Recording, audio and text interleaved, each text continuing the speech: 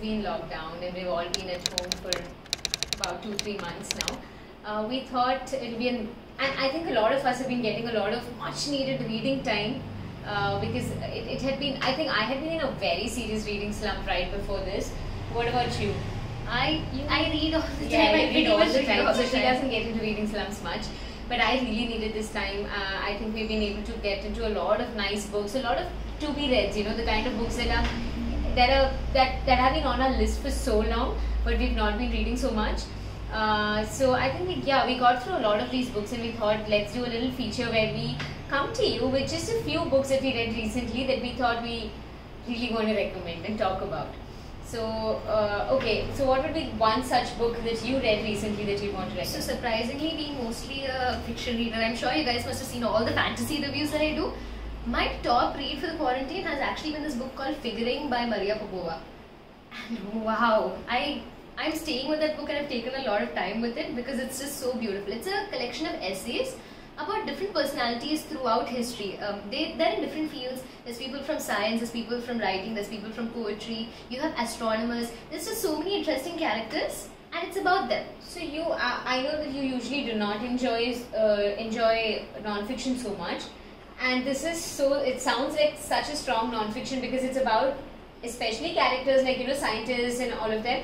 So why do you think this stuck with you? Why do you think this was different? So for me, the reason why I enjoyed Figuring so much is the language. So my biggest issue with non-fiction books, or at least the ones that are the most popular, is the fact that the language is made really dense. Sometimes when I feel like when I read non-fiction books, I feel like I should be an expert in the field that they're talking about even before I pick up the book. It's an issue I've constantly faced. You did not find that in this one. I did not find that in this one. So what she's done is Maria Popova has taken all these concepts. She's talking about black holes, she's talking about atoms, she's talking about the effects of pesticides at one point, and all of these are explained to the writer, from the writer in the simplest terms possible. So when I'm sitting there and I'm reading, I understand all these concepts. I don't have a basis in this, I just have the bare minimum knowledge everyone does. But by the time you're through with the book, you have such a good idea of so many different themes. And she's done it with poetic language. I love her writing style. I can see that it's one of your top recommendations right now. Definitely. So one question is, does this help you pick up other non-fictions? Do you have something else lined up because of the references that you got? I do. So the thing about this book is it constantly refers to people who also wrote in all these fields. I mean, they might have published research papers, or they might be poets, or they might be writers.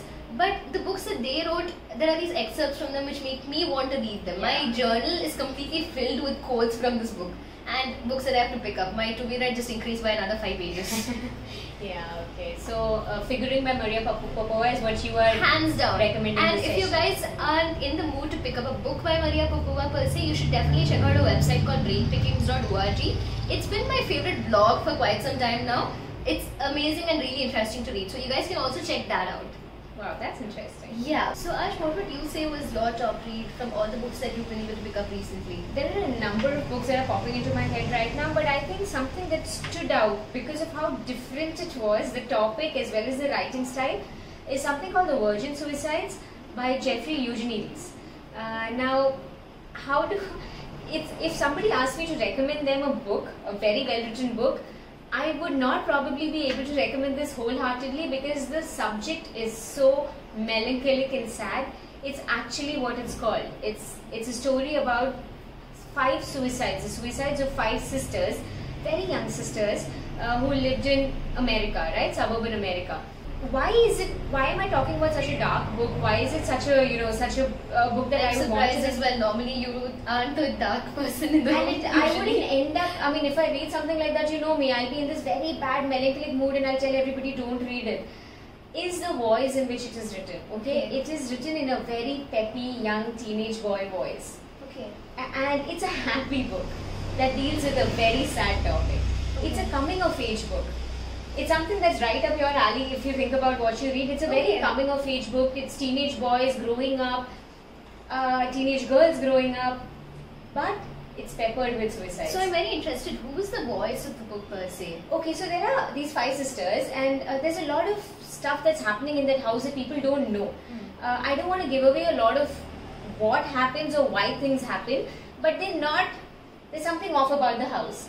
And they're very pretty, these sisters. They have this very angelic very fading away kind of charm that's been described in the book. And they have all these neighbors who are very curious about what's going on in that house, and what's going on with those sisters, and they're not seen out much, they're not allowed to socialize a lot. So the voice of the book are the neighborhood boys. Boys who had seen them in school at some point of time, boys who have crushes on them, boys who have fantasies about them, and that's the voice of the entire book. So curious boys who have fantasies about girls who are their peers, and are curious about them, and it's written in that very naughty voice, oh wow, this girl, that kind of a tone, and yet it deals with a lot of dark theme.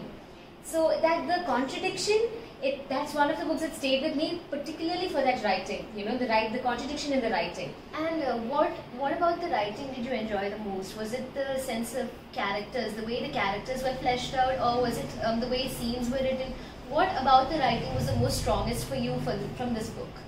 Because I can see how much you enjoyed the voice and the narration and everything, but I'm curious, a lot of writers when they write their books, they focus on one aspect or the other. There are very few writers who manage to master their tone, their characters, their dialogues, their settings very well. So how did you feel about the writing style? Both actually. The scenes are very stark. The scenes are very important to the story.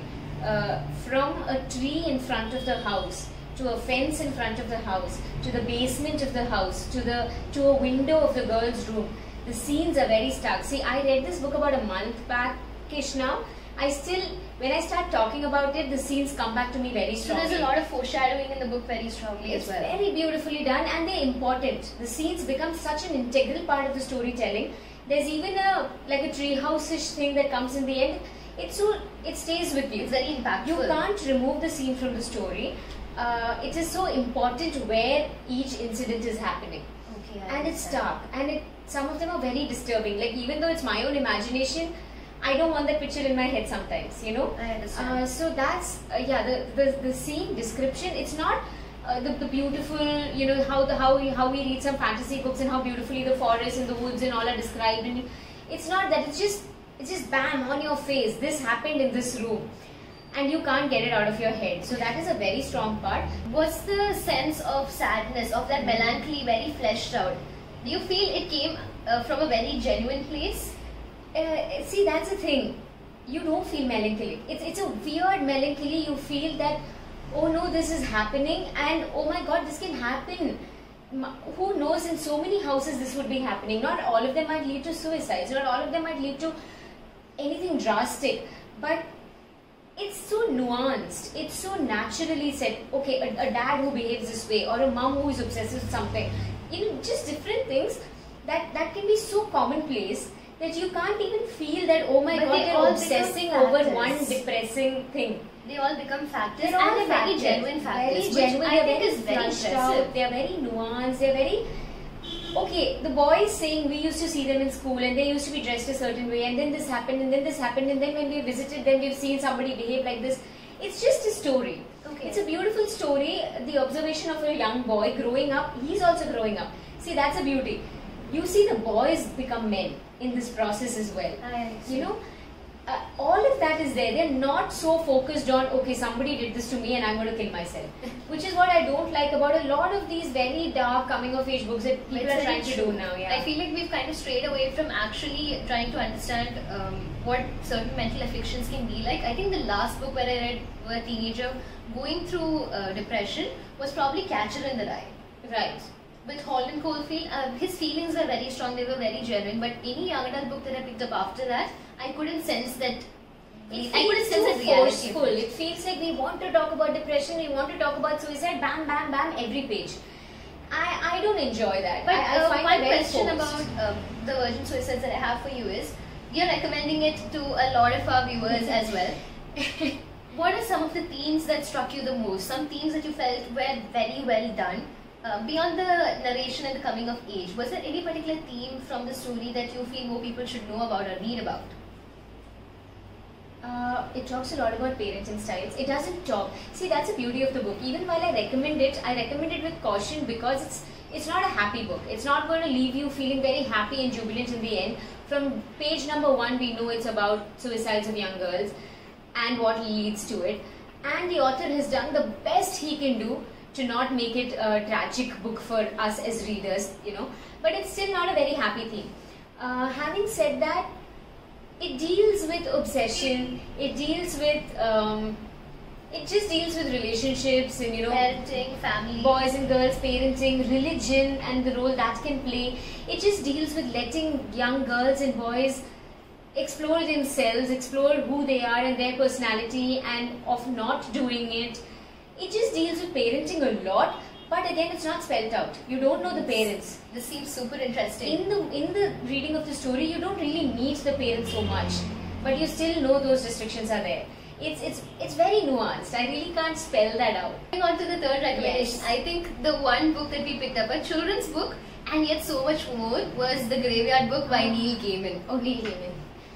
He is God. He is God. He is the god of writing. I love how he's perfected his craft over the years.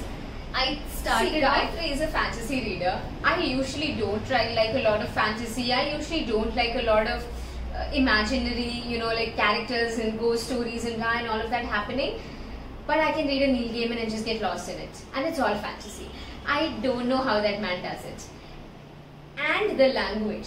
Yes. The sentence, each sentence is art. I know we are fangirling over Neil Gaiman, but I'll shamelessly do it any day.